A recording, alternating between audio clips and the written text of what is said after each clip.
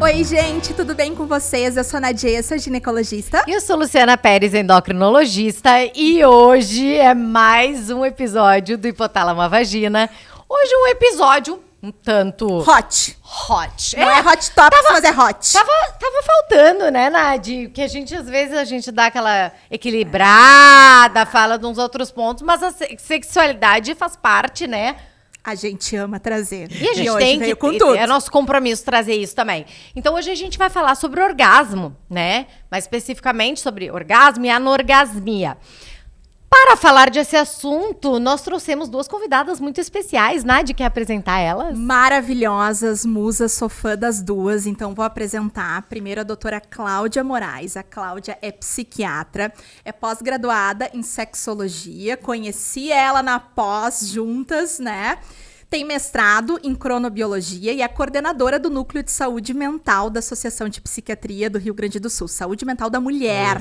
Isso. Bem-vinda, Claudinha. Muito obrigada. Título, seja muito bem-vinda. Obrigada por estar aqui muito conosco. Obrigada, eu que agradeço. E a Jamile Peixoto, que foi nossa prof no curso, né, na pós-graduação, é psicóloga, especialista em terapia sexual e diversidade de gênero, mestre em saúde coletiva, subdelegada da SBRAC. Se fala SBRAC ou SBRAC?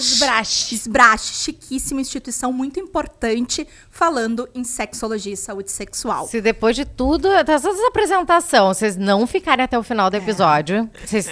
Por que a gente está falando? Estamos aqui em equipe interdisciplinar que trabalha junto, psiquiatra, psicóloga, endócrino, gineco, e vamos colocar fogo falando de orgasmo. Partiu?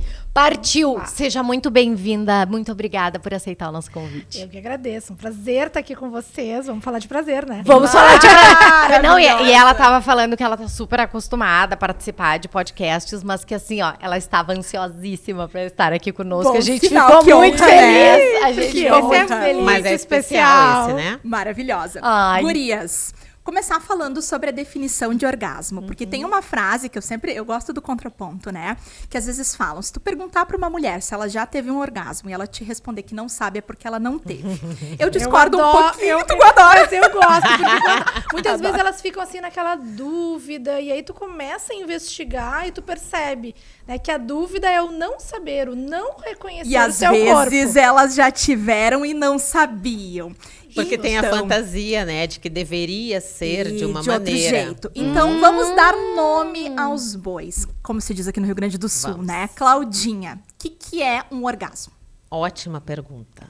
Então, eu fiquei pensando sobre isso e li, e fiquei muito entusiasmada de falar sobre isso. O orgasmo, então, é um pico de intenso prazer, em que há também contraturas musculares involuntárias, e uma sensação, após isso, de um contentamento e uma satisfação. Olha que lindo. Ai, eu adorei a definição. lindo, né? Eu acho que eu nunca tinha lido dessa definição. Assim. Sério? É, porque, né, é uma coisa que, como elas falaram, parece às vezes tão óbvio. Tá, óbvio que eu sei o que é um orgasmo, que tu não para nem pra ler né, conceitos básicos. Isso. Mas Né? eu tenho uma teoria, né, na prática clínica, que é o óbvio precisa ser dito. Eu amo Sempre. essa frase, Principalmente no atendimento com casais. Sempre. Porque a gente parte que está subentendido, mas nem sempre está e não é sentido dessa forma. Perfeito. E o que eu mais vejo, gurias, maravilhosa a tua definição, tá? O que eu mais vejo, às vezes, assim, de uma expectativa irreal do orgasmo e que atrapalha elas saberem reconhecer, são definições fantasiosas. Tipo, vai durar 20 minutos lá, eu brinco, né? Vou ficar convulsionando 20, 30 minutos porque tive um orgasmo. Ou vou amar-te, vou voltar, vou jorrar muito líquido durante a relação toda vez que tiver um orgasmo. Só é considerado orgasmo se eu tiver junto com a parceria sexual. Então, são mitos que a gente explica e às vezes os pacientes ficam assim, o óbvio sendo dito, o barulho de ficha caindo. Eu achei muito interessante quando tu falou isso, né? Tu falou, porque às vezes não atende a expectativa, né? O que tu já ouviu, assim, como expectativa, que tu tem que... O que tu mais desmistifica a respeito do orgasmo no consultório? Muitas mulheres achando que o orgasmo tem que necessariamente ser vaginal. Então, elas acham que se não tiverem orgasmo vaginal... Com penetração. Com penetração, não é orgasmo. Então, tem esse mito. outras achando que tem que gritar e, como diz a Nádia, gritar e se sacudir toda. E... algo de outro mundo, né? Eu acho que a gente vive algo cinematográfico. Como aparecem muito em filmes, né? Então elas têm essa imagem na cabeça de que tem que ser algo extraordinário. Bem e não só comum. isso, né? Acho que a gente vive um momento social em que existe aí uma ditadura do orgasmo, né? Se não for essa coisa idealizada, maravilhosa, não vale, né? Se não tiver toda essa intensidade criada muito mais na idealização do que sentida. As pessoas estão com uma dificuldade de se conectar com a sensação e usufruir dessa sensação. Perfeita. E às vezes a gente vê em revistas femininas, tenha 57 orgasmos. Ai, socorro! Dicas de múltiplos orgasmos, né? Então fica essa pressão que a Jamile falou. E quando a Nádia falou ali, né, que uma das coisas, elas acham que tem que durar muito tempo e tal. Fala um pouquinho pra nós, gurias, assim, tempo, qual é a duração que costuma ter um orgasmo? E essa questão, a mulher ejacula, não ejacula, como é que funciona isso? Tem mulheres que sim, né, que liberam líquido, pode ser bem pouquinho. Tem outras que têm os guichos que liberam muito líquido, mas isso não quer dizer que as que liberam mais líquido tem mais prazer, tem mais orgasmo, o orgasmo foi melhor. Não tem nada a ver com a quantidade, né, de líquido que é liberado. Quanto à duração, pode durar segundos, enfim. E, claro, tem manifestações após o orgasmo, em termos de relaxamento, dessa sensação de satisfação, que aí pode durar alguns minutos, mas o pico, alguns segundos. E as pacientes ficam chocadas, né? Porque muito essa expectativa do muitos minutos ali tendo. Sim. Então, a gente vai ler, realmente é menos tempo. Sim. Perfeito. E a expectativa também de ser sincronizado com a parceria. E aí, ao Essa é invés de clássica. tu te conectar com o teu prazer, tu acaba preocupada com o todo. O que acontece? Desvia o foco de atenção e muitas pessoas não conseguem chegar lá. E aí ficam com uma sensação de frustração. Perfeito. E não de satisfação que vem depois desse pico, desse estado de relaxamento. E pegando o gancho do que tu falou, Claudinha, trazendo pra parte, né, quem tem sexo penetrativo, por exemplo, só 30 a 40% das mulheres vão ter orgasmo com penetração. A maioria, 60, 70%, são com os outros estímulos sexuais. Isso é muito importante. E isso chama atenção, né? Porque já na década de 60, Master e Johnson trouxeram essa informação, né? Que o prazer da mulher, ele tá localizado na região do clitóris. E ainda existe essa fantasia de que só com a penetração vai ser possível, vai ser suficiente. Então, fica, assim, muitos dados irreais. E teve também uma influência, né, do Freud, porque se acreditava que as mulheres mais maduras tinham orgasmos daí mais vaginais, com penetração. E as que seriam no clitóris, teriam prazer no clitóris, elas seriam mais infantis. Então tem também, né, essa carga trazida até hoje em alguns profissionais, claro, né? Que está se desmistificando, com certeza. Sim, sim. Eu acho que isso é muito importante a gente trazer, porque eu vejo, às vezes, muitos homens frustrados, porque a mulher não atinge o orgasmo com a penetração, né? Eles acham que, então eu estou fazendo alguma coisa errada, então isso aí também é para tirar a carga dos homens hoje. Né? Tá generosa com você. Hoje vou ser boazinha. E de alguma forma, Luciana, existe até um processo que vem acontecendo de uma certa ansiedade de desempenho da mulher e que, caso ela não consiga, às vezes ela não consegue porque ela não é bem estimulada, né? Inclusive não pode entrar como critério diagnóstico se não tem uma estimulação adequada em termos de frequência, fricção, força adequada, gera uma ansiedade de desempenho, né? Então eu estou incompleta. Assim como o homem tem ansiedade de desempenho quando não consegue ter uma ereção ou quando tem uma ejaculação rápida, a mulher acaba tendo isso quando ela não se sente, né, orgástica, digamos assim. Perfeito. E gurias, entrando na definição de anorgasmia, Jamile, o que é anorgasmia e qual é a diferença da primária para secundária? Tá. Então, a anorgasmia é uma disfunção sexual que está lá, né, nos critérios diagnósticos do DSM-5, em que existe uma diminuição, uma infrequência ou a incapacidade de ter orgasmos numa duração de, no mínimo, 6 meses de recorrência e em 75% a 100% das relações. O diagnóstico clínico, ele está lá para nos ajudar, para embasar.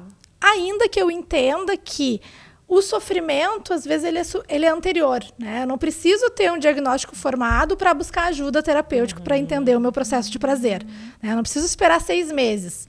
O que acontece é que, muitas vezes, as pessoas não se dão conta dessa insatisfação que vai acontecendo, vai gerando, né, uma expectativa de que vai rolar e acaba esperando um tempo demais e se desconecta demais a esse prazer. Né? E a anorgasmia, a classificação ela é dividida de 4 formas. Né? A primária é aquela pessoa que nunca experimentou a sensação do orgasmo.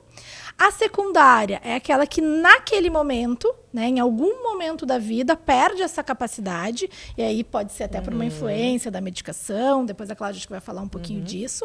Da mesma forma como existe a geral, que é em todos os contextos, ou situacional, dependendo da parceria. Barbaridade. Queria mandar uma mensagem. Muitos homens nem sabem onde é o clitóris. É verdade. E isso é uma informação muito importante. A gente já deu ela em algum momento aqui. Eu acho que tu pode aproveitar e mostrar teu clitorizinho. Porque... Não precisa ser necessariamente o teu. Desculpa, Pessoal, gente. Vamos falar o nosso. Eu vou decepcionar vocês, mas o meu eu não vou mostrar, tá? Mas aqui, ó. O teu clitóris de estimação que ela traz aqui pro podcast. Porque a maioria dos homens, pasmem vocês, eu acho que mulheres Muitas também, mulheres. acreditam que o clitóris é só essa parte aqui, né? Isso. Então, quem não está no vídeo, assista. Vocês têm vídeo. Mostra aí, Nádia, explica um pouquinho sobre a anatomia. Perfeito. Então, assim, o que a gente sabe hoje, né? Esse é o tamanho estimado de um clitóris real. Vou colocar aqui palma da minha mão, tá? A gente tem esse pedacinho que é a glande do clitóris, que é o que a gente vê ali no exame físico, né? Na vulva da paciente, a gente abre e ele tá superior, localizado acima da uretra, tá? E toda essa parte aqui do bulbo, das raízes do clitóris, ele abraça a nossa parede vaginal anterior. Então, hoje se fala muito, né? Depois a gente até pode falar do tal do ponto G, mas se fala muito que não existe um ponto específico, mas todo um complexo de prazer na parede anterior, que seria toda essa parte do clitóris abraçando aquela parede, né, anterior da vagina. É super inervado, são 8.000 terminações nervosas que só tem uma função, prazer. Olha que loucura. Olha só, 8.000 só para isso, né? Só para isso. Especificamente para isso. Então, toda essa região dele que fica na parte de dentro, a gente não vê. Como é que eles descobriram isso? Por dissecção de cadáver e alguns estudos com ressonância, tá? E isso aqui não faz muito tempo que foi descoberto. Tanto que nos livros de anatomia antigos, nem tinha o desenho do clitóris assim. Que loucura, né? Eu não sabia que nem tinha esse desenho. Não, é que novo. loucura. Isso aqui não faz muito tempo. Deixa eu só falar uma coisa que eu anotei, até procurei aqui para trazer sobre dados. Que eu gosto de dar uns numerozinhos, deixei registrado. Se a gente for olhar a prevalência internacional, mundo, de alguma queixa relacionada à anorgasmia, 20% a 40%. Quando a gente coloca na palavra transtorno, que tem que ter os 6 meses e sofrimento associado, cai um pouquinho, 4,7% a 8%. E dados brasileiros, estudos nacionais avaliando a anorgasmia entre mulheres, variando de 18% a 50%. Nossa. Que isso? E isso que a gente não tá contando todos os dados subdiagnosticados. Sim. Daquelas pessoas que não têm um autoconhecimento, Sim, que nem uma autoerotização e que nem buscam essa Perfeito. sensação. Sim. Perfeito. Bom, a cara de chocada da Luciana Pérez. Eita, nós. E por que eu trago esse dado de subdiagnóstico? Porque na prática clínica, em psicoterapia, é muito raro que uma mulher busque ajuda por ausência de orgasmo. Elas procuram muito mais quando elas percebem uma falta de desejo do que uma ausência do prazer. E aí, ao longo do processo, a gente vai se dando conta que, às vezes, até a falta de desejo está relacionado a não ter memórias positivas Claro, de claro. prazer. Então, né, qual é a minha motivação para o sexo Sem dúvida. se eu não tenho nem prazer e nem satisfação? Claro. E essa é uma outra questão, né? Orgasmo e satisfação sexual não são a mesma coisa, né? A gente pode ter satisfação sexual sem necessariamente ter orgasmo e tudo bem, não tem todas as relações. Agora, a gente também não pode se conformar e não ter nunca. Nunca experimentar. Então, a gente precisa uma medida aí de equilíbrio. Perfeito. Né? Vão ter relações que talvez eu vou estar com outras demandas na cabeça, não vou estar com um tempo tão disponível, né, para essa construção que o orgasmo exige, e outras que eu vou estar com uma dedicação maior, com um autoconhecimento maior e vai rolar. E tá tudo certo. A gente não precisa, né, encaixar em um lugar ou outro. Perfeito. Essa tua definição é muito boa, né, Jamile? De falar que não são sinônimos, mas a gente tem que lembrar, e eu sempre falo isso, né, bem a tua fala, totalmente de acordo, que o orgasmo, ele é um modulador positivo do desejo. Claro. E ele é um incentivo para novas iniciativas sexuais. Porque o Claro. desejo é feito de memórias, né? Isso. E também no Claro. orgasmo, né, se libera a ocitocina, um dos hormônios que é liberado, que é o hormônio do apego, do aconchego, de estar conexão. junto. Isso. Então, claro, se tu tem essa memória também, Vulgo hormônio né? do amor, Claudinha. Isso. Então, se tu tem essa memória dessa liberação dessa sensação gostosa, claro que Perfeito. tu vai querer mais. Vou pular a ordem só pra gente falar de diagnóstico, porque eu acho que faz sentido com o que Claro. elas estão falando. Gurias, Claudinha, como é que se faz o diagnóstico de anorgasmia? Então, essas questões que a Jamile trouxe, né? Se há redução em frequência, atraso, ausência de orgasmo, na maioria das relações, por pelo menos 6 meses, com sofrimento e que não está ligado ao uso de medicações, por exemplo, ou a doenças crônicas que afetam a inervação, por exemplo, da região ali pélvica, doenças clínicas, outras, diabetes. Então, se a gente faz todos esses critérios, a gente pode considerar que a pessoa está com anorgasmia. Claro que a gente tem que avaliar quais as doenças que essa pessoa apresenta, as doenças psiquiátricas que podem afetar desejo, orgasmo, depois eu posso comentar sobre isso. Medicações, né, da minha área, então, tem muitas Inúmeras, né? A gente vai falar. Jamile, quais são as possíveis causas para ausência do orgasmo do ponto de vista agora sociocultural? Porque Claudinha aqui já falou, Sim. medicamentos, doenças, já sabemos, ok. Mas e a parte sociocultural? Que é meio deixada de lado, né? É. A gente fica tendendo a excluir tudo que é orgânico e esquece dessa parte. E essa parte é fundamental, Perfeito. porque existem muitas crenças e tabus relacionados à sexualidade, e as pessoas vêm com uma busca de receitas prontas. E o orgasmo, ele é uma construção. Sendo uma construção, eu preciso muitas vezes em consultório fazer uma reestruturação cognitiva para, entre aspas, liberar essa pessoa para o prazer. Todos nós temos liberdade de escolha, mas nem todo mundo está liberado. Porque ao mesmo tempo que tem um desejo de experimentar essa sensação, eu preciso me permitir, me autorizar. E muitas pessoas não estão autorizadas por crenças, né? Por questões religiosas, culturais, né, pela ideia, né, ainda que a mulher pouco se conhece. Me assusta que hoje, né, em pleno 2025, ainda tenham mulheres que não conheçam o seu corpo, que não se autoerotizam, porque tem ainda uma resistência de uma educação, né, de uma baixa educação sexual que faz com que elas acreditem que isso, né, é feio, é vergonhoso. Então, nesse sentido, essa abertura e essa disponibilidade emocional, ela precisa ser construída. E muitas vezes, né, na correria do dia a dia, não acontece. Né? Tem uma brincadeira, né, que eu acho que ela é muito atual, assim, né? Um orgasmo a gente não consegue pesquisar no chat GPT em 5 segundos e ter a resposta. A gente precisa de um processo muito maior do que isso, que vai exigir disponibilidade emocional, autoconhecimento, dedicação, né, de se conhecer, de conhecer o seu corpo. Então, é uma série de fatores que, muitas vezes, essas coisas que ficam enraizadas e que perpassam gerações, acabam influenciando, impedindo, né? Então, assim, existe um desejo pelo prazer, mas um temor, ou uma sensação de, bom, será que eu mereço tudo isso? Né? Ou eu tenho que dar conta de tantas outras coisas antes de priorizar o meu prazer. E uma coisa que eu sempre falo, né, Jamile, às vezes eu vou dar aula também sobre isso, e eu brinco assim, ninguém te pega lá com 8, 9, 10 anos e te joga numa piscina e fala, nade, numa piscina que não te dá pé. Sai ali e nada, te vira. Não é assim que as coisas funcionam. Tu ensina, tu coloca boia, então assim, tem todo um processo para te ensinar natação. Para nós mulheres, por muito tempo, falando até no nosso estado aqui, que é uma criação de interior, é uma criação rígida, com várias limitações. Tu tem que a vida inteira fechar a perna, não pode usar saia curta, não pode transar antes no casamento, toda aquela coisa. E aí, um belo dia, tu começa a ter relação sexual, seja multiorgásmica e goze muito. Aham. E além disso, acho que tem também a sobrecarga da mulher, né, Jamile, contribuindo para Muito. a mulher também não se sentir livre, não se sentir disposta, né, a experimentar, conhecer seu corpo, experimentar ali, ver como é que é o prazer dela. Acho que também essa sobrecarga que a gente passa, né? Pressão estética, né? Gurias que tá Pressão indo pra vulva com estética, tudo agora. exatamente. Tipo assim, a vulva tem que ser... Agora tem até preenchimento de Tudo de vulva, vulva. toda...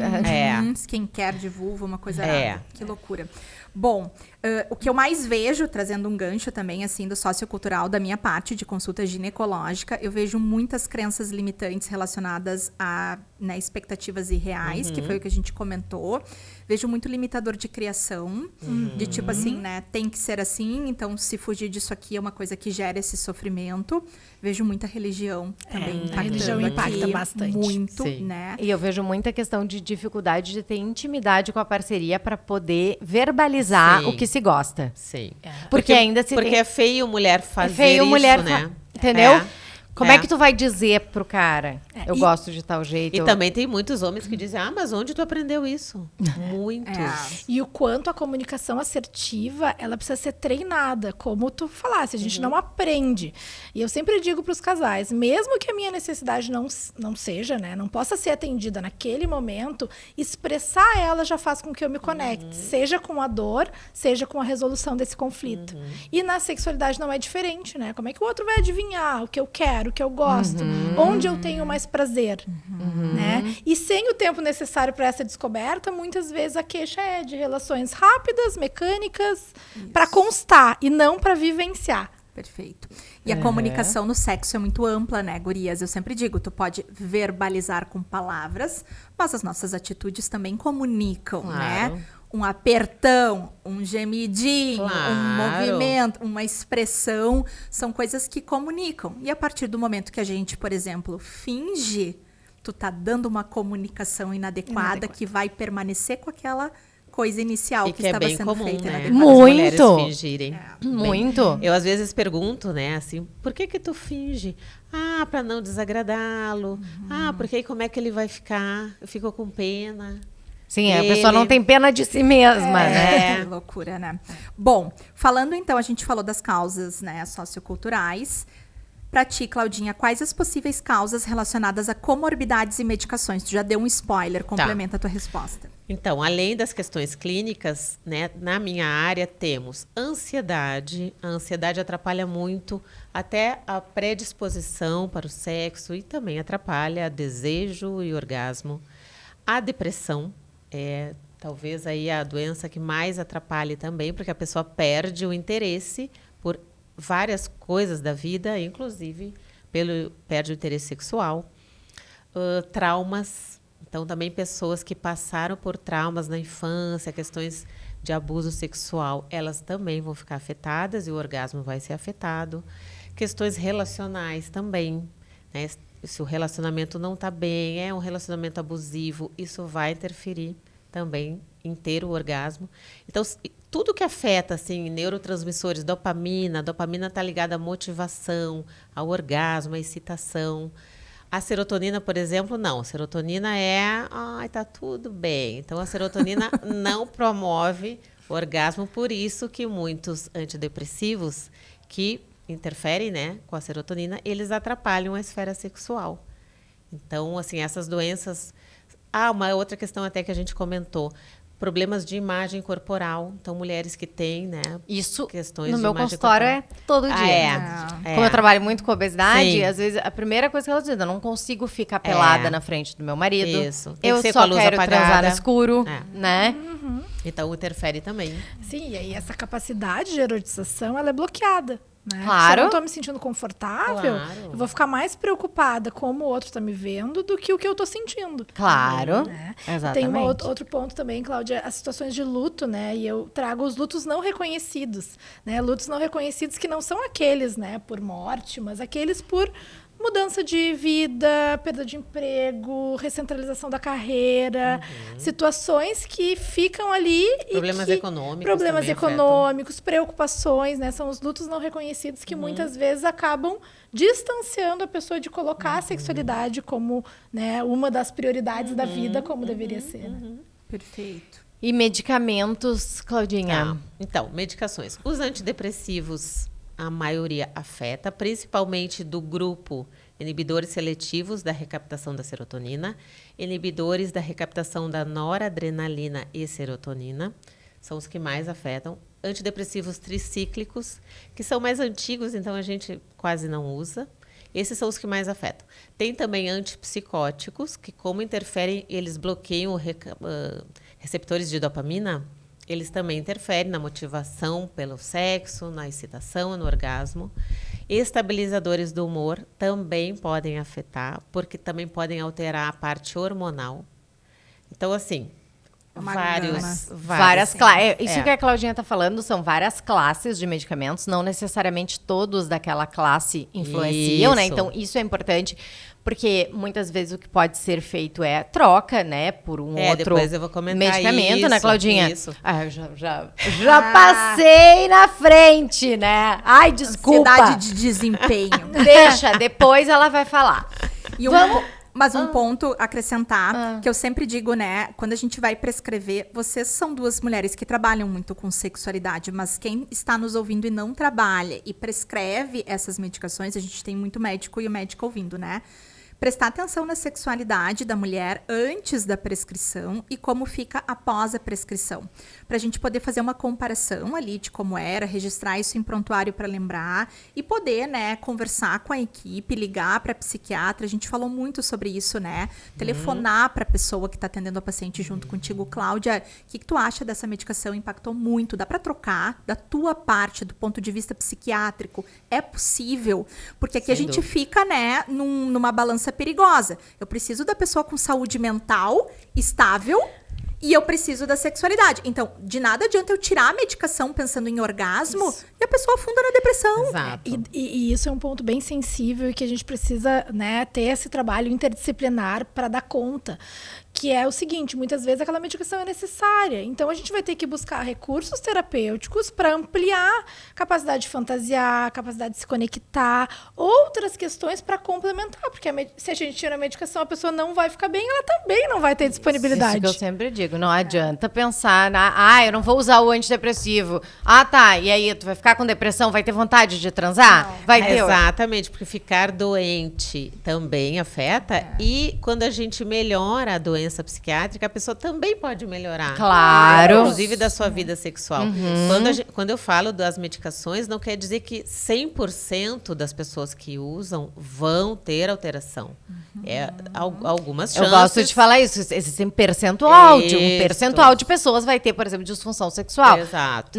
Não é 100%. Isso. Então, tu pode cair, né, naquela... Claro, eu tenho vários pacientes que não têm essa esfera afetada. Exato. E aí a gente tem como ampliar os incitantes sexuais, aquilo que motiva essa pessoa para o sexo, enfim, de um modo geral, de outras maneiras. Outros recursos que possam vir a complementar para, digamos assim, equilibrar essa balança, né? Eu sempre digo, nem tanto ao céu, nem tanto à terra. A gente precisa encontrar a medida do equilíbrio. Aproveitando que tu tá falando disso, é exatamente sobre isso que a gente quer falar, tá? Agora, porque entrando em tratamento, eu gostaria que tu falasse um pouquinho sobre essa questão da psicoterapia, tá? Terapia sexual, TCC, exercícios de foco sensórico. Vai ter que explicar pra ela, Jamile, o que é. Não Aí sei. ela vai ficar chocada. Ali. Então, conta pra gente. Então, o que a gente entende, né? A gente tem que integrar modelos.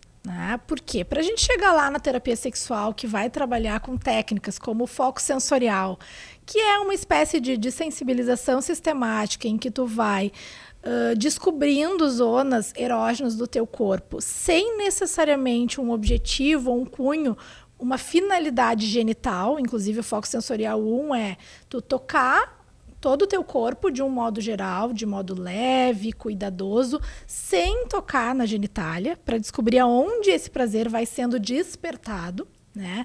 Depois ele avança, no momento 2 a gente inclui o toque genital e a partir do momento 3 que a gente, né, se existe uma parceria, a gente abre para essa possibilidade de interação, né? Primeiro é só sentir sozinha ou receber o toque da parceria para depois, então, avançar para um momento de conexão e troca com essa finalidade de prazer genital. O que acontece? Muitas pessoas, antes desse movimento da terapia sexual, vão precisar passar pela terapia cognitivo-comportamental para a gente trabalhar no processo de reestruturação cognitiva, que é desfazer todos aqueles mitos, crenças, aqueles impedimentos emocionais que fazem com que a pessoa não se autorize a sentir, né? Ela precisa sair do modo racional, do entendimento da racionalização para construir um insight emocional. Isso eu digo muito para os alunos, né? Todo mundo vem muito ansioso para aprender as técnicas, para passar para os pacientes as técnicas. Se a gente prescrever, né, orientar uma técnica que essa pessoa não esteja preparada, não vai funcionar.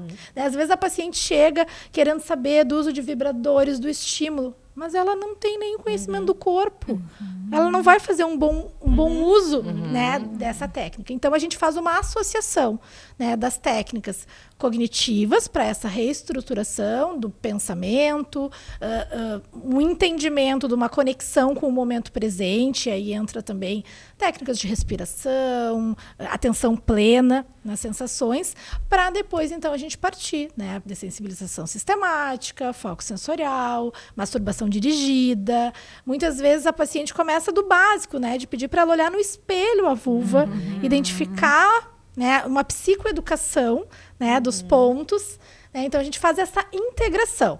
Normalmente a gente começa pela psicoeducação e aí entende a partir dali o que aquela paciente, né, ou aquele paciente está podendo entregar naquele momento, existindo esses mitos, essas crenças limitantes. A gente trabalha a parte cognitiva para depois, então, lançar o que eu chamo dos desafios, né? Muitas pessoas trabalham com tarefas, eu prefiro colocar desafios que são construídos junto com quem está sendo atendido ali. Por quê? Porque não adianta prescrever uma técnica que não faça sentido para a pessoa. Né? Tem que fazer sentido e a pessoa tem que se sentir assim, tipo, eu acho que eu consigo me abrir para essa experimentação. Porque se ela não conseguir, ela vai tentar, vai se frustrar e talvez vai reforçar aquela ideia de que ela não pode, de que ela não consegue, de que ela não vai dar conta. E algumas até nem fazem também. E algumas até nem fazem. Né? Claro que eu sempre digo, né? Quando elas não fazem, também é uma motivação para a gente trabalhar e entender por que não fez. Né? Muitas vezes elas faltou tempo, tem uma série de desculpas e entraves, né, implícitos que entram, e a gente também trabalha isso para autorizar que elas possam abrir espaço para essa experimentação. Acho que a tua fala é perfeita, Jamile. Eu sempre, esses dias eu estava desenhando com os alunos ali no ambulatório da sexologia da PUC a escadinha do tratamento da anorgasmia, né? E não é uma escadinha que tu vai subir um degrau por ordem, assim, fixa, de um degrau por vez. Às vezes tu dá uns pulinhos. Então eu sempre brinco, né? O primeiro degrau é, você sabe o que é um orgasmo, explicar e tirar esses mitos irreais. O segundo degrau, fazer toda essa avaliação que vocês falaram de possíveis causas que estejam muito na nossa cara ali, que a gente não viu. Terceiro lugar, orientar anatomia e fisiologia, porque é básica. Aí tu brincou antes, muitos homens não sabem onde fica o clitóris. Muitas mulheres não sabem onde fica o clitóris. Boa parte das mulheres nunca olhou sua vulva com um espelho. Eu sei porque eu tenho um espelho no meu consultório e quando eu pergunto, muitas falam, eu nunca olhei. Vamos olhar juntas, a posição aqui dá pra ver bem. Então, olhar a anatomia e aí o outro degrauzinho é entender o que tá acontecendo, porque a tua fala é muito boa. Imagina tu que tem uma crença religiosa de que tu não pode, por exemplo, utilizar o vibrador. E eu, na Diessa, super descontraída, a rainha dos vibradores, tem uma coleção. Vou te dizer, Luciana, vai no vibrador, tu vai amar, pega esse aqui, ó, te mando uma foto. Tu não vai voltar no meu consultório. Eu deixei de te ajudar, porque a tua crença naquele momento não faz sentido pra ti. E aí, né, as alunas às vezes me falam, ai, prof, mas que absurdo, a gente tem que desconstruir isso na cabeça dela.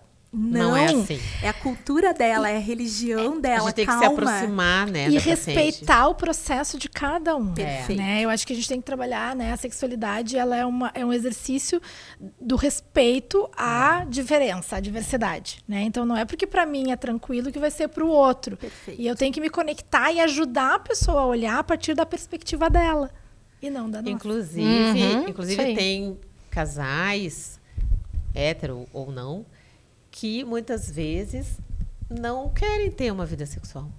Ou eles estão alicerçados, né, em outras questões no casamento.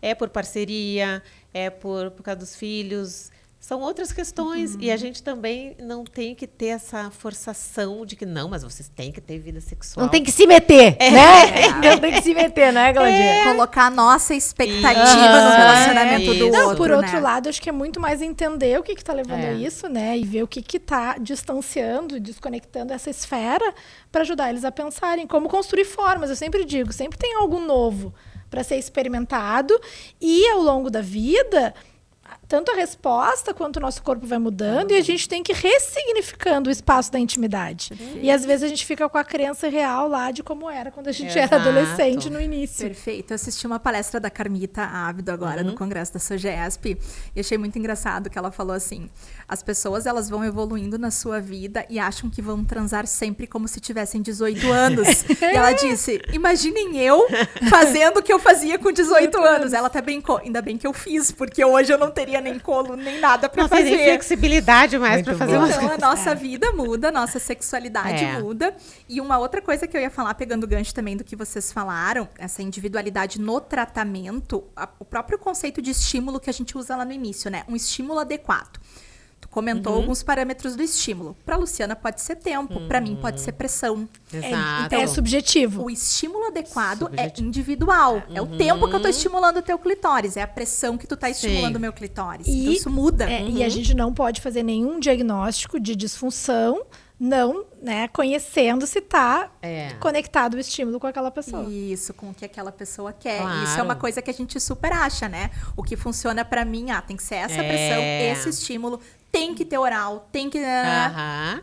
Será Pode ser que pra para outra Cláudia pessoa tem não. que ter? Exatamente. É importante. Aproveitando então, Nádia, que tu falou aí em estímulo, pressão, fala sobre masturbação dirigida pra nós, gente. Perfeito, Agora, precisam me ajudar. agora vocês vão Vamos ver. ver. A gente tem vários estudos, então existe uma evidência para muitas das coisas que a gente já falou. E masturbação dirigida, falando em anorgasmia, é uma das coisas que a gente mais tem evidência de poder utilizar se fizer sentido para aquela pessoa. E é uma técnica de Perfeito. terapia sexual. É uma técnica que a gente faz, que vai ter alguns pilares da paciente. Primeiro, se autoconhecer. Não vai sair com o teu vibrador lá direto. Não é assim. Ela vai conhecer o seu corpo, ela vai fazer estímulos e descobrir pontos prazerosos no seu corpo. Descobrir quais são esses pontos, fazer um estímulo num segundo momento, que pode ser com a mão, com o travesseiro, com o auxílio de um vibrador, com o auxílio de um conto erótico, de um filme, de um livro, do que funcionar para aquela pessoa. E é bem importante lembrar que isso pode ser feito sozinha, que seria, abre aspas, o mais indicado num primeiro momento, inicialmente, para tu ter essa autopercepção, não se sentir pressionada de estar com a tua parceria ali, né? Te conhecer e talvez num segundo momento trazer essa parceria, se ela existir, para dentro da técnica, né? Jamile, tu usa bastante no consultório. O que é a tua experiência com masturbação dirigida? Sim. Na prática clínica é algo que a gente tem que apresentar, né, para as pessoas, porque muitas não têm acesso a essa ideia de que sim, é um passo no processo da construção do prazer e para a obtenção do orgasmo. E aí o que acontece? O ideal é que comece pela própria pessoa. Mas se tem alguma coisa impedindo e o casal vem buscar essa ajuda, muitas vezes a gente pode transformar isso num momento que não começa já no toque, que começa no contexto, que começa na saída para jantar, que começa num momento dedicado para ambos e que sim, eles podem fazer uso de algo que vai ajudar nesse processo de construção e na excitação, para não ficar aquela coisa assim, a gente tem que começar a tocar e tudo vai acontecer. Não, o que a gente vai fazer para que esse acontecimento tenha né, um espaço, um momento. E é bem interessante na prática clínica, porque muitas vezes a gente passa o desafio, o casal passa a semana inteira cheio de coisas e vai fazendo o dia antes da terapia.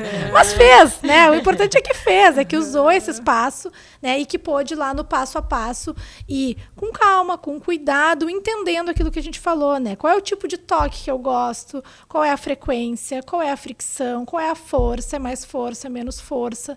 Isso tudo, a masturbação dirigida é um espaço que ajuda nessa identificação.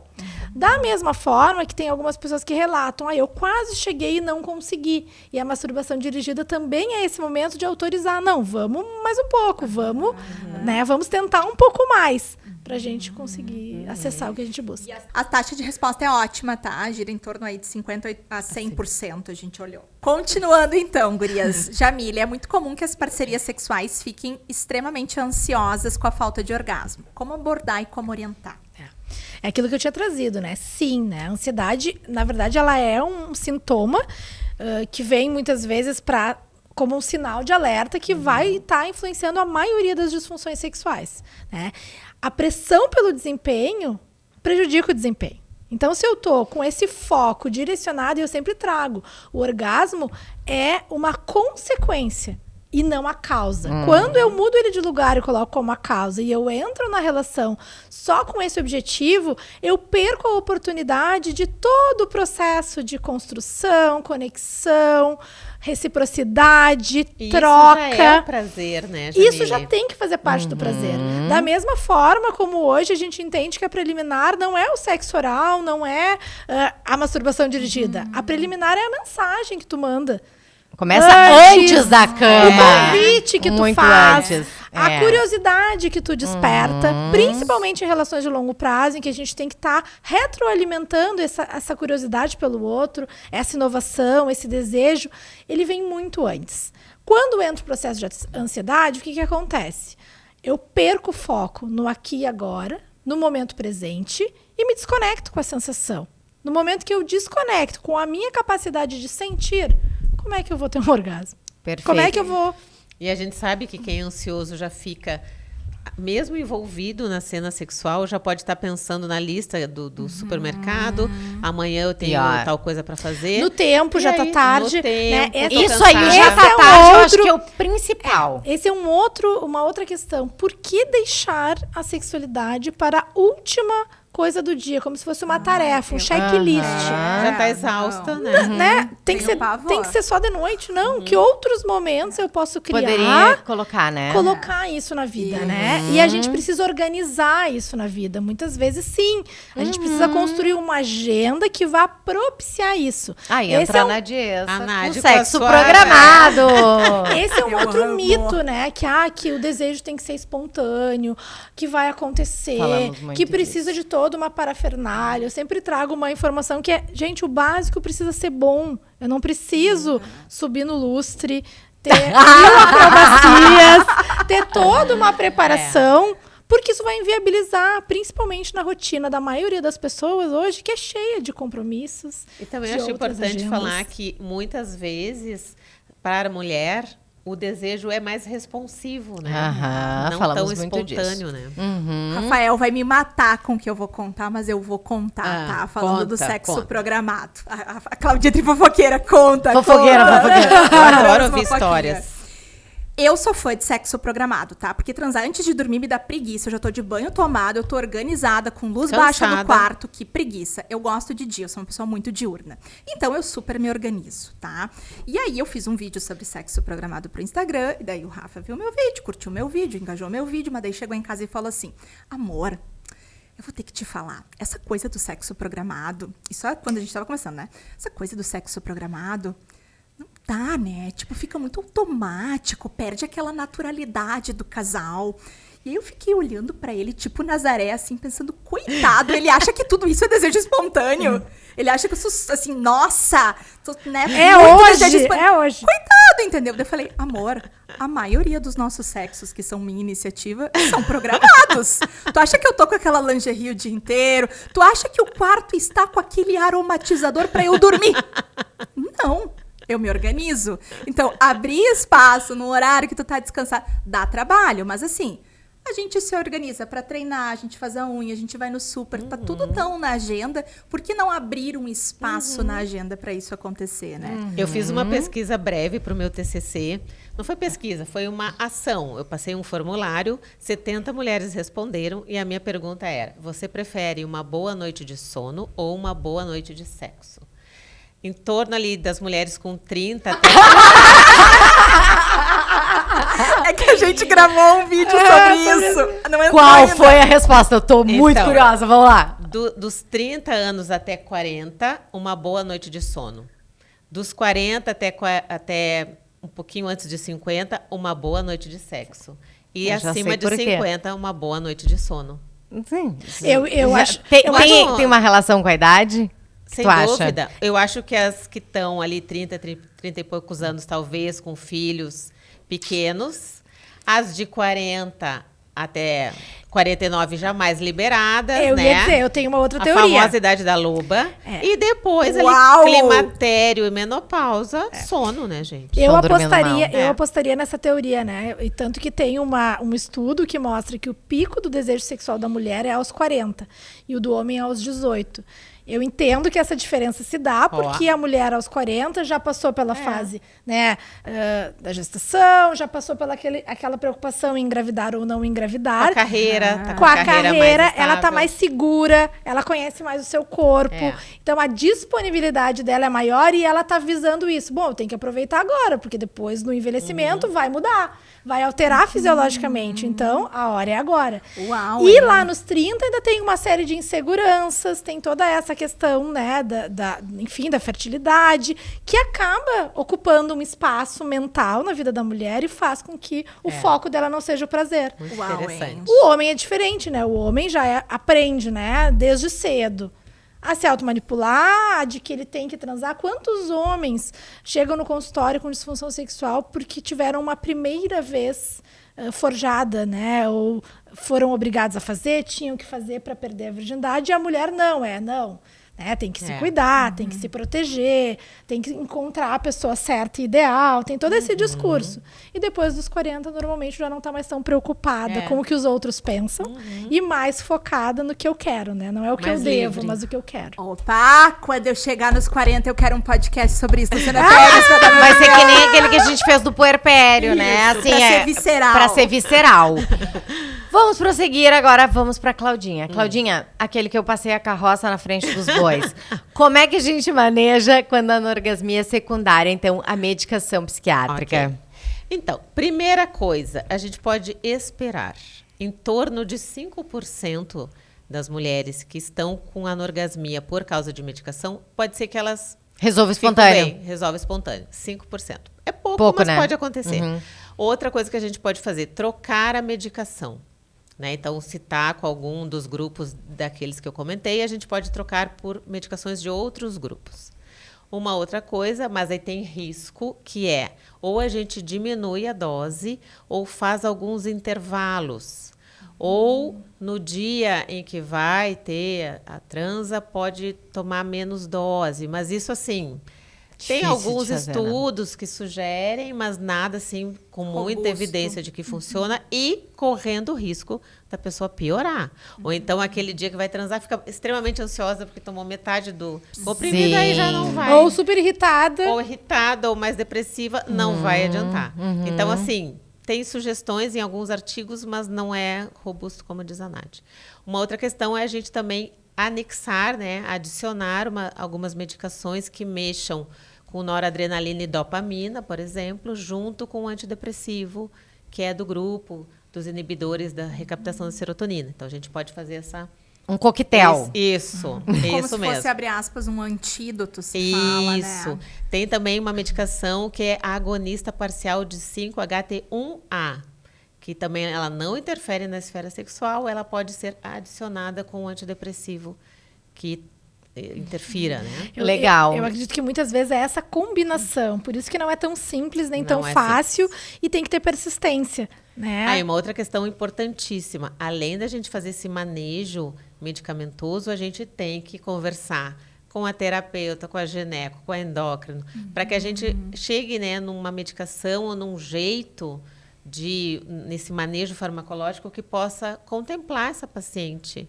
Né? Na Então, sua integralidade. Na sua integralidade. O mais importante, eu acho, de tudo isso, né, Claudinha, é a gente falar, não pare o seu medicamento, Exato. né, porque existem alternativas, opções, Isso. né. E tem muito risco de recaída daí, e de piora. Perfeito. Mas não se contentem quando estiver ruim. Conversem com a sua Isso. equipe de saúde, tentem fazer esse ajuste, né? Tem como revisar e buscar outras estratégias. Isso. Exatamente. Exato. Gurias, Jamile e Cláudia, algo que vocês gostariam de acrescentar sobre o tratamento, assim, alguma curiosidade, algo que vocês sabem que o pessoal lá em casa não sabe? Que tal, hein? Agora, hein? Que responsabilidade. Eu acho que o principal, assim, é o quanto buscar ajuda abre inúmeras possibilidades, né? Não se contente, né, com aquilo que não está legal. Olhem para os desconfortos. Se não existe nenhum desconforto, também se questione, né? Tem algo que eu possa melhorar, tem algo que eu possa ampliar. Né? Autoconhecimento é sempre bem-vindo. E eu acho que desconectar desse padrão de exigência. Porque quando a gente coloca, né, que o que a gente quer alcançar está sempre à frente, ou compara com aquilo que está lá idealizado, que não é, né, um dado real e conectado comigo mesma, tende a não dar certo. Então, acho que em relação ao tratamento é isso, assim, não tenha medo dessa busca de ajuda, entenda isso como uma abertura a novas possibilidades. E uma coisa que eu traria, que eu acho super importante, que é para essa mulher entender que o prazer precisa estar na nossa vida. Seja com orgasmo, seja com carícia. Às vezes eu digo, quem sabe tu tem com a tua parceria o teu momento fofinho, gostosinho. Momento delícia. Gostosinho, com carícia só. Ou só uma conchinha, dormir de conchinha. Um beijo de língua Um do beijo nada. de língua. Delícia. Enfim, pode ter Que delícia! E eu acho que tem uma outra questão Ela importante, tá né? muito- Muitas vezes a gente só vai mensurar o quanto aquilo vai mudar a nossa vida ou o nosso dia depois que acontece. Eu comparo com a atividade física. Muita gente vai fazer atividade física sem aquela vontade E depois que genuína. vai, E maravilhoso. depois que vai, se sente muito melhor. Exato. Então, acho que o estímulo, o investimento, a sexualidade ou a busca de ajuda, o processo psicoterapêutico, para isso é isso. Talvez a gente não consiga mensurar antes de ter a vivência.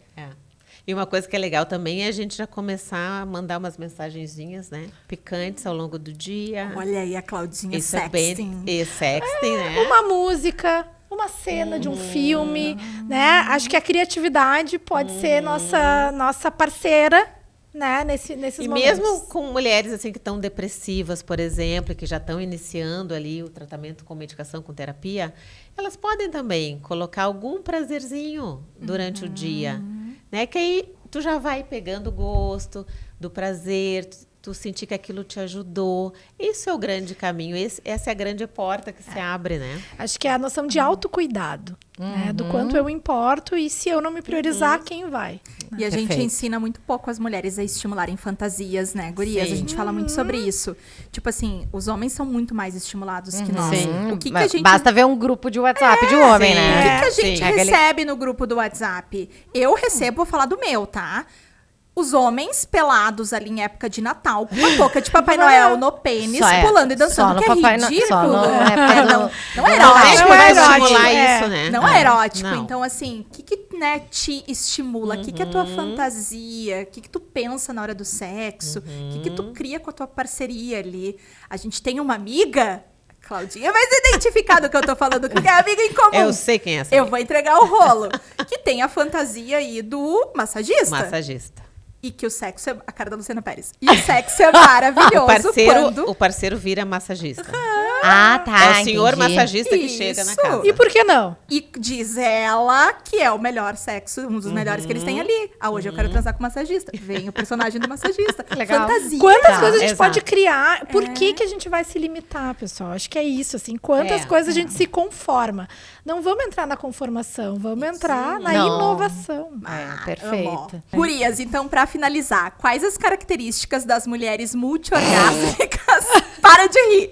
E como podemos utilizá-las para ajudar no tratamento das pacientes com anorgasmia? Ótimo. Luciana Pérez tá morrendo. Ai, Ai, mas gente. é bom, né? Até porque é um assunto Hot. interessante, hot.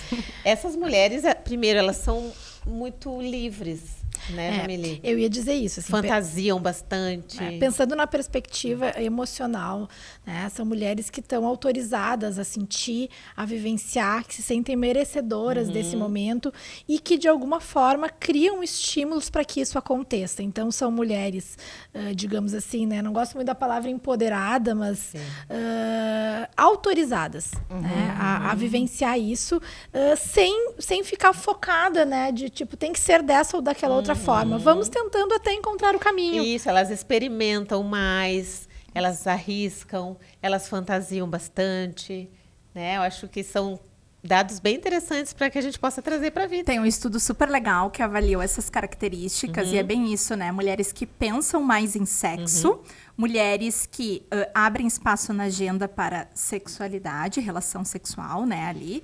São mulheres que usam mais sex toys, então que tem essa perspectiva da inovação que tu comentou. Então é bem o que vocês falaram, são mulheres mais livres. Qual o percentual, Nádia, de mulheres, vocês sabem? Eu não sei. Multi-orgásmicas? Não sei também. Tem uma outra questão que eu também acho importante trazer, assim, muitas vezes o que impede, né, esses orgasmos ou multi-orgasmos pode estar relacionado a um transtorno, a um traço de personalidade. E aí a gente tem que trabalhar primeiro isso, assim, pessoas que são mais controladas, mais obsessivas, tendem a não conseguir essa liberdade, essa liberação. Né? Então, muitas vezes tem algumas questões relacionadas à personalidade ou até a rotina, a organização que a gente precisa questionar e precisa reinventar circunstâncias para que elas possam, então, né? Perfeito, maravilhosas. Então tá. Então, meninas, eu assim, ó, eu não vou dizer que eu tô satisfeita, porque hoje vai cair mal. É que a gente sempre fala que tá satisfeita. Mas vamos lá, quase lá. Sou satisfeita. Eu sou satisfeita. Sou satisfeita. Quase lá. Eu quero pedir a mensagem final de vocês três, então. Começando com a Claudinha. Olhe para lá. Pode ser. Se tu tem uma mensagem assim, aquela poderosa, Então vai. toca lá. Olha, Mulheres, se experimentem, se conheçam, abram as portas para inúmeras formas de prazer. perfeito. Maravilhosa. Maravilhosa. Não limitem suas condições de possibilidade. Abram espaço para conhecer, se relacionar, experimentar, viver. Eu acho que esse é o segredo para a gente chegar lá. E eu sempre digo, né, gurias, que quanto mais a gente fala sobre sexualidade, mais a gente incentiva as pacientes a terem isso que vocês estão passando como mensagem final. Então, Jamile, eu queria que tu contasse para as nossas ouvintes e ouvintes masculinos também, que devem estar ouvindo esse Sim, temos episódio, vários. a novidade que tu tem sobre esse tema. Conta aí. Legal. Pensando então nesse aspecto, né, da energia de vida, do quanto a gente precisa investir nesses espaços de reflexão, de pensar, a gente está lançando aí o @consentir.vc de você, para a gente poder pensar assim no quanto a gente está aberto para viver sensações, o quanto a gente precisa consentir o acesso à estação, ao desejo, ao prazer. E a gente vai estar, né, nesse projeto trazendo vínculos diversos, conversas necessárias e afetos reais, baseados na nossa experiência clínica, nos estudos existentes no campo, de uma forma leve, descontraída e sem tabus. Então sigam lá, @consentir.vc, um projeto meu e de uma colega, da Milene Furnaleto, a partir das nossas inquietações. Eu acho que é essa outra mensagem. Não deixe de se inquietar com a sua vida, com a sua energia, com a sua sexualidade. Maravilhosa. Show. E Nádia, tua mensagem final? A minha mensagem final. Primeiro eu quero dizer que eu amei esse nome, tá? Consentir ficou muito bom, de consentimento, legal. de consentir. De poder sentir. Maravilhosa. Bom, eu quero trazer, até separei aqui para ler para vocês. Eu cheguei do congresso da SOGESP agora, né, faz pouco tempo. E numa das aulas lá, você tá Carmita de novo, ela publicou alguns dados do grande estudo brasileiro relacionado à sexualidade, tá? E ela trouxe um slide que me chamou muita atenção. Eu já tinha ouvido, mas nesse congresso voltou e eu disse, gente, eu preciso falar sobre isso. Que é, o que é qualidade de vida na opinião masculina e na feminina? E eu quero encerrar com isso para deixar vocês pensando. Qualidade de vida para os homens, em ordem de importância, tá? Número 1, alimentação saudável. Número 2, tempo de convivência com a família. Número 3, uma atividade sexual satisfatória. E aí vem as outras coisas. Então, uma atividade sexual satisfatória está em terceiro lugar para o público masculino, na opinião do estudo Mosaico, que é esse grande estudo que eu citei. Para as mulheres, aonde vem a sexualidade na qualidade de vida? Em primeiro lugar, alimentação saudável para as mulheres. Em segundo lugar, tempo de convivência com a família. Em terceiro lugar, a qualidade do sono. Em quarto, a prevenção de doenças e cuidados com a saúde. Quinto, trabalhar no que gosta. Sexto, ter tempo para atividade cultural e hobby. Sétimo, convivência social.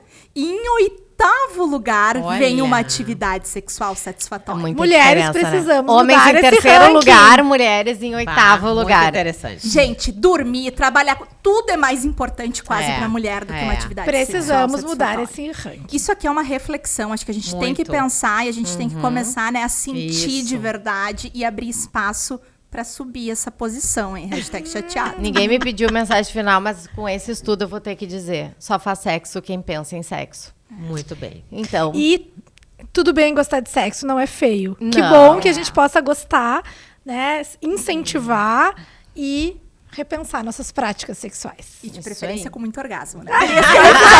É isso aí. gurias, foi um prazer enorme estar com vocês. Literalmente. Prazer enorme Prazerzaço. estar com vocês. Foi um Prazer pico foi de nosso. prazer, uma Maravilha. satisfação depois. Maravilhoso. Satisfação imensa estar com vocês. Foi muito muito bom. obrigada. Obrigada. Nós amamos, foi incrível. Luciana Pérez vai sair aqui, ó, chocada, feliz. Só terminando hoje o episódio, só lembrando, médicas. Ai, é verdade. Temos o HV para Médicas, então uma plataforma de educação continuada em saúde da mulher, tá? Que foca nas áreas de ginecologia e endocrinologia feminina, mas com muitos conteúdos adjacentes às áreas, né? O que eu acho que aumenta muito as habilidades aí nas consultas. E então a gente tem um QR Code que está na tela, onde vocês podem acessar e saber um pouco mais sobre o nosso produto. Tem várias coisinhas de sexualidade lá, conteúdos legais. A gente falou sobre legal. prescrição de testo essa Aham. semana, como é que se prescreve, quais são as indicações, dose. Sim, é super interessante. Super bom, né? Legal. Muitos temas a serem Adoramos, discutidos. né? Adoramos. Muito Arrasaram. obrigada. Beijo, gente. Beijo, a próxima. até mais. Foi um prazer.